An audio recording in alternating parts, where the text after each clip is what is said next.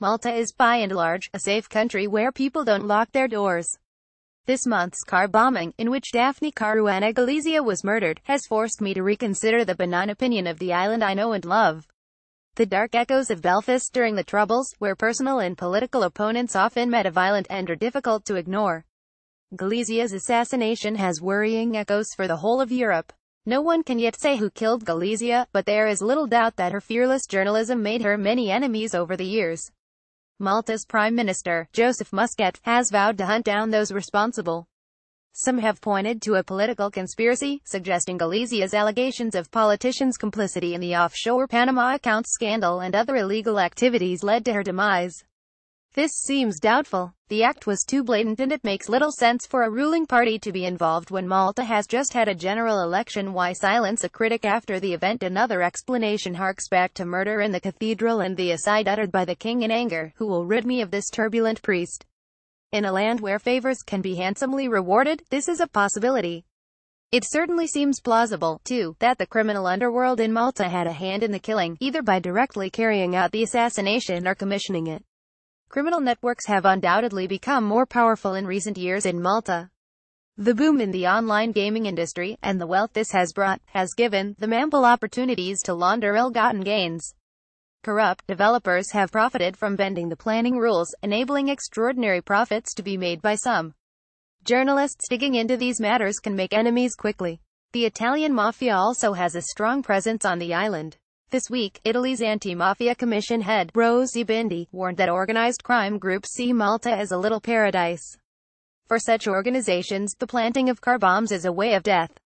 The tentacles of the Maltese mafia, less well known than their Mediterranean cousins, are also spread throughout this beautiful island.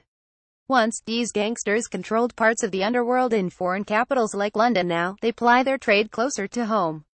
Malta's underlying problem is one common to all small societies. A few families dominate the commerce of the island, its legal profession and its politics. Everyone pretty much knows everyone else, or, if they don't, they have a cousin who does. Cash corruption happens on a large scale, but petty corruption derives from swapping favors. You scratch my back and I'll scratch yours. After all, it is hard to refuse the petition of a friend, relation or political backer. This feeling for family and friends, while in essence laudable, can easily become corrupted to the point where people lose sight of the greater societal good. It fosters an unhealthy way of conducting business and in turn engenders an inherently corrupt society.